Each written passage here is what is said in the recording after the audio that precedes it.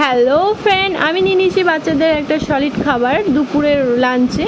তো আপনারা প্রত্যেক দিন চেষ্টা করবেন, কোনো দিন ডিম নইলে কোনো দিন চিকেন বা মাছ, তিনটি জিনিস প্রত্যেক দিন যেন একটা তিনটির মধ্যে যে কোনো একটা লাঞ্চের মধ্যে যেন থাকে।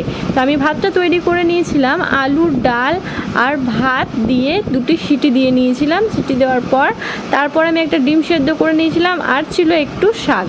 তো এই তিনটি জিনিস দিয়ে আমি খুব ভালোভাবে মাখিয়ে নেব, দিয়ে মাখিয়ে সেই খাবারটি ভালোভাবে খাইয়ে দেবো। আর ও খুব খিদে পেয়েছিল, দেখতে পাচ্ছেন ও ডিমটার দিকে তাকিয়ে আছে। ডিম খুব বেশি খেতে পছন্দ করে, ডিম, চিকেন, মাছ এগুলি খুব খেতে চায়।